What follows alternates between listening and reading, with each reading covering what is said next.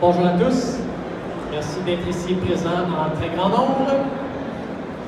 Donc, au cours des 20 prochaines minutes, nous allons parler de recharge en condo et plus spécifiquement comment résoudre le merveilleux casse-tête de la recharge en copropriété.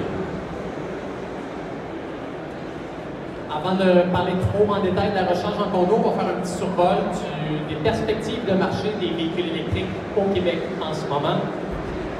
On va regarder quels sont les besoins de recharge des véhicules électriques au niveau de la recharge à domicile, les différentes solutions de recharge qu'il existe pour permettre de recharger son véhicule à domicile, des types de déploiement quand un syndicat de copropriété veut électrifier ses espaces de stationnement et quelques exemples à succès donc d'une copropriété qui a électrifié la totalité de ses stationnements. On a 20% de l'audience qui vient de nous quitter. Je vais terminer avec quelques questions fréquentes, comme combien coûte l'installation d'une borne de recharge en copropriété? Alors, perspective de marché. Ça fait déjà 6 ans qu'on retrouve des véhicules électriques sur les routes du Québec. L'année dernière, si on regarde tous les véhicules vendus, donc que ce soit des véhicules polluants à essence ou des véhicules électriques, il y a 4% de ces véhicules-là qui étaient soit hybrides rechargeables ou tout électriques.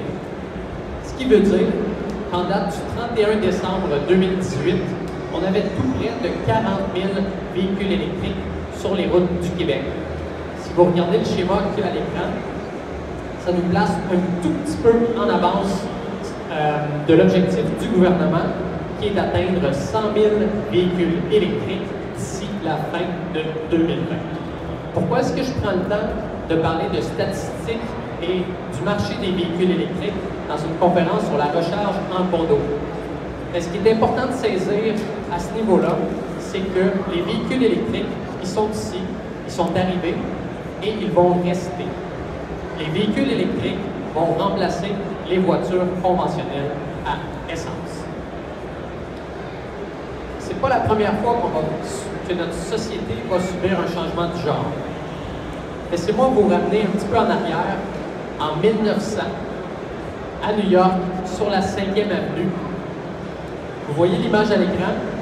Essayez de trouver la voiture dans cette image. Il n'y en a qu'une seule.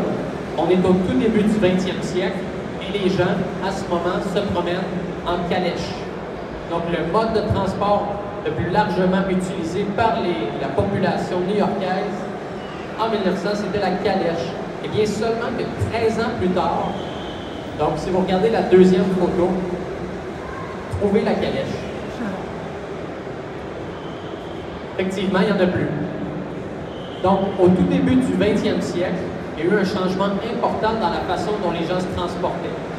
Ils sont passés de la calèche à la voiture conventionnelle et on est en train de vivre ce nouveau changement de paradigme où on va passer de la voiture conventionnelle à essence à la voiture électrique. Donc si on pense à un immeuble de copropriété qui a des stationnements qui n'offrent pas la possibilité de recharger les véhicules électriques, eh bien qui va vouloir habiter dans ce type d'immeuble? Pas moi, en tout cas. Donc, c'est pour ça que c'est important de comprendre que d'offrir l'accès à la recharge dans une copropriété, c'est fondamental afin de protéger la valeur immobilière d'une copropriété. Une étude intéressante qui est sortie récemment de Danielle Hale, la chef économique de Realtor, qui indique qu'il y a définitivement un lien entre la présence de bornes de recharge et une plus grande valeur des propriétés. Donc, ce que j'aimerais que vous reteniez, c'est que des infrastructures de recharge, ça équivaut à une valeur ajoutée pour un immeuble de condo. C'est important de le comprendre parce que quand on va essayer de monter un projet de développement d'infrastructures dans une copropriété, où on a peut-être à peine 4% des gens qui veulent vraiment une voiture électrique à court terme, bien, c'est pas évident de convaincre la majorité des gens d'investir dans des infrastructures de recharge. Donc, le levier qu'il faut utiliser, c'est pas que la voiture électrique de demain, mais c'est les modes de transport que les Québécois vont utiliser dans 5 ou dans 10 ans et que c'est une nécessité de bâtir des infrastructures de recharge dans les copropriétés afin de protéger, encore une fois, la valeur immobilière des unités. Ce qui m'amène au point 2, quels sont les besoins de recharge des véhicules électriques? Il existe 3 niveaux de recharge pour les véhicules électriques. On a le niveau 1, alors on parle d'une prise à 120 volts, une recharge qu'on appelle très lente, qui va offrir environ 6 km/h de recharge. On a le niveau 2, une prise à 240 volts, qui va offrir environ 37 km/h de recharge. Et le niveau 3, ou la recharge rapide, qui va offrir jusqu'à 1600 km/h de recharge, une rapidité de recharge presque équivalente à la pompe à essence, mais qui ne va pas être utilisée lorsqu'on parle de recharge à domicile, parce qu'on n'a pas besoin de recharger sa voiture en 5 minutes. Tout ce qu'on a besoin, c'est d'avoir une voiture qui est pleinement rechargée à tous les matins, un peu comme pour notre cellulaire. Donc la conférence d'aujourd'hui va porter sur la recharge de niveau 2, qui peut offrir une pleine recharge à n'importe quel type de véhicule électrique en moins d'une nuit. On va aussi se concentrer sur les copropriétés qui ont des stationnements dédiés. Donc, quelles sont les solutions de recharge quand on regarde les contextes d'installation au niveau des bornes de recharge en copropriété? Premièrement, il faut savoir qu'on peut retrouver des compteurs Hydro-Québec. Donc, chaque unité de condo est liée à un compteur qui peut être situé soit dans une chambre électrique au sous-sol ou dans une chambre électrique sur le toit de l'immeuble. Lorsque les compteurs sont situés dans une chambre électrique au sous-sol, on parle de compteurs qui sont accessibles. Pourquoi accessibles? Parce qu'on peut passer un fil de votre compteur jusqu'à la voiture qui est dans le stationnement à un même niveau. La plupart des bâtisses au Québec sont conçues avec des compteurs qui sont accessibles, donc l'essentiel de la présentation va porter sur ce type d'installation. Donc, comme je le disais, chaque unité de condo a son propre compteur qui est relié au moyen d'un fil au panneau dans l'unité. Le panneau, c'est le panneau électrique qui alimente tous les appareils de votre domicile, donc que ce soit votre frigidaire, votre cuisinière ou encore votre sécheuse. Non seulement il est difficile d'avoir accès à ce panneau-là du sous-sol, passer un fil, c'est vraiment pas facile, mais deuxièmement, on a une capacité qui est limitée au niveau de ce panneau électrique-là. Alors, c'est là que la première solution de recharge en condo entre en jeu. La petite boîte rouge que vous apercevez ici est le contrôleur de charge pour véhicules électriques. C'est une solution qui permet, de 1, de raccorder la borne de recharge directement à partir de la chambre électrique au sous-sol, donc à proximité du stationnement, et de 2, c'est un contrôleur de charge, donc un système qui va faire de la gestion d'énergie entre qu'est-ce que vous consommez dans votre condo et lorsqu'il y a de l'énergie de libre qui va permettre de recharger le véhicule. Parmi les avantages de la solution, dans un premier temps, on a une facturation qui est automatisée. Donc, aucune gestion subséquente par le syndicat pour savoir qui paye l'électricité de la voiture électrique. En deuxième lieu, on a une solution qui va faire de la gestion d'énergie, donc qui, à terme, va permettre l'alimentation de la totalité des espaces de stationnement sans avoir à changer les infrastructures électriques, ce qui est très important pour un syndicat. On appelle ça aussi la solution pas de chicane. Une solution qui est déployée dans plusieurs centaines de copropriétés de petite et de moyenne taille. Et en deuxième lieu, pour les compteurs qui sont inaccessibles, donc qui sont sur le toit de l'immeuble, on parle ici des copropriétés de grande taille, donc souvent des immeubles de plus de 20 étages, où on ne pourrait pas physiquement passer un fil du compteur jusqu'au stationnement. Donc dans ce contexte-ci, ce qu'il va falloir faire, c'est une étude de capacité électrique afin de déterminer quelle est la capacité résiduelle des infrastructures électriques du bâtiment pour ensuite déterminer quelle source d'alimentation est-ce qu'on va pouvoir utiliser. Avec ces options-ci, un des principaux l'enjeu numéro 1 qu'on voit sur le terrain, c'est qu'il y a des frais communs qui vont être nécessaires afin de bâtir cette nouvelle infrastructure de recharge-là. Donc, on a besoin d'une masse critique de gens qui vont être partants, qui vont vouloir investir dans la copropriété afin de faire le nécessaire pour permettre la recharge des véhicules électriques à un grand nombre. Donc, c'est toujours une solution qui est plus difficile. Si vous êtes dans une situation de compteur inaccessible, n'hésitez pas à venir me voir à la fin de la présentation. Donc, une fois que la solution de recharge est déterminée, il va rester qu'à faire le déploiement. Ce qu'on voit sur le terrain, c'est qu'il existe deux types de déploiement. Déploiement individuel, donc à la pièce, et les déploiements globaux. Pour les déploiements individuels, ce qu'on veut dire par là, c'est que les installations de bornes vont être faites à mesure que la demande va arriver, donc à mesure que les véhicules électriques vont arriver dans la copropriété. Ça va être des installations faites un par un. Généralement, ces installations-là vont être plus onéreuses parce qu'on n'aura pas d'économie d'échelle, mais ça reste quand même une alternative intéressante, spécifiquement avec le contrôleur de charge, parce que on a une approche qui est utilisateur-payeur. Donc, la personne qui achète la voiture électrique va payer son installation et ultimement son électricité. Depuis quelques mois, on remarque aussi qu'il y a certains syndicats qui vont l'opposer, qui se disent « nous, on veut gérer les infrastructures de recharge une seule fois. On veut électrifier tous nos espaces de stationnement. » Donc, on va parler ici de types d'installations qui sont globales, qui vont prévoir une infrastructure de recharge avec un contrôleur de charge, par exemple, pour l'ensemble des stationnements, de façon à ce que tout le monde, dès le jour 1, ait la provision pour électrifier, pour recharger un véhicule électrique. Je vais tout de suite poursuivre avec un exemple de complexe à Outremont qui a fait exactement ça.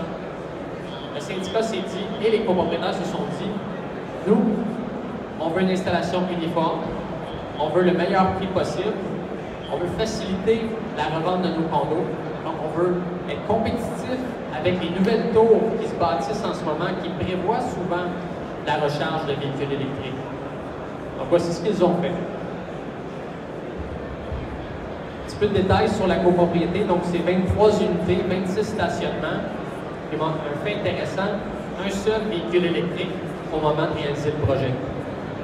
Donc en mai 2018, ils ont effectué un sondage afin de sonder les copropriétaires, à savoir est-ce qu'il y a des gens qui étaient intéressés même à avoir un véhicule électrique un jour, ou encore à faire installer une infrastructure de recharge, vraiment juste pour avoir la possibilité de recharger un jour, qu'ils veuillent ou non une voiture électrique.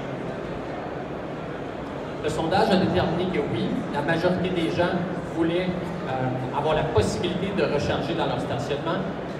Il y avait un consensus assez bien établi qui était qu'on devait prévoir une solution avec des paramètres qui offrirait une alternative qui est équitable pour tous, autant pour le premier que la dernière personne qui va vouloir une borne de recharge.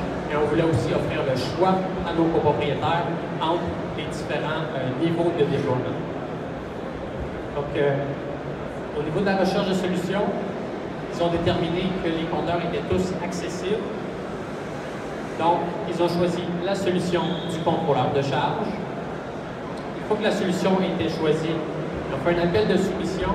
Donc, ils sont allés voir des entrepreneurs électriciens afin de faire évaluer le coût d'installation des composantes de la chambre électrique ainsi que la tuyauterie et, ultimement, les bornes de recharge.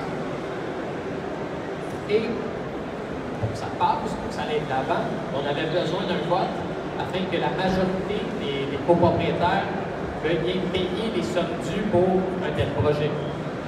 Donc, étonnamment, bien qu'on n'avait qu'un seul véhicule électrique au moment de voter le projet, il y a 97% des gens qui ont décidé d'aller de l'avant parce qu'ils voyaient une valeur ajoutée à leur stationnement, à moderniser la copropriété et la rendre plus compétitive sur le marché immobilier de Montréal pour ensuite réaliser le projet.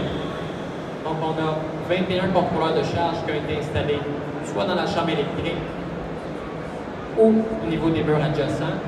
Le fait de réaliser les travaux d'un seul coup, ce que ça a permis, entre autres, c'est de faire une bonne organisation des composantes, d'avoir des câblages qui évitent un salut au petit fil. Donc, souvent, les syndicats ont peur que si les installations sont faites de façon individuelle, on a un emmêlement des câbles. Donc, c'est un excellent exemple de bonne pratique à suivre afin d'éviter justement d'avoir des espaces de stationnement qui seront esthétiquement moins intéressants. Et chaque stationnement s'est vu alimenté d'un tuyau avec, et je disais que les copropriétaires ont eu le choix. Donc, il y avait le choix entre, de 1, avoir une sortie de courant de 240 volts de niveau 2, donc la capacité de recharge. Vous vous douterez que la majorité des gens ont pris cette option-là parce qu'ils n'avaient pas de véhicule électrique.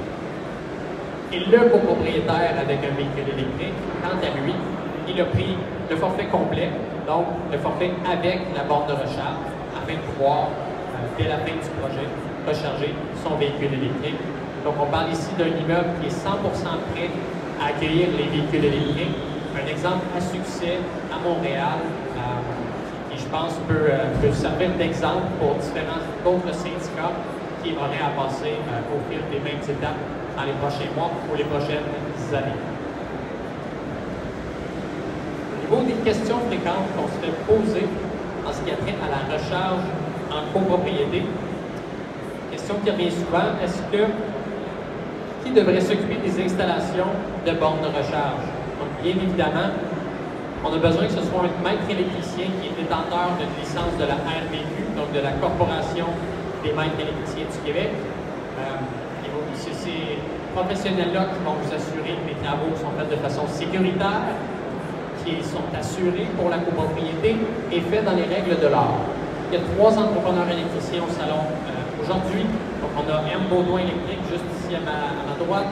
On a La Rochelle électrique avec la magnifique tente verte devant moi. Et Gercolec qui est un petit peu plus à ma diagonale. Donc, si vous avez des questions plus techniques, vous voulez voir des contrôleurs de charge ou avoir une estimation des coûts d'installation, n'hésitez pas à aller voir le merveilleux Charles chez Baudouin électrique. Il va pouvoir vous donner toute l'information.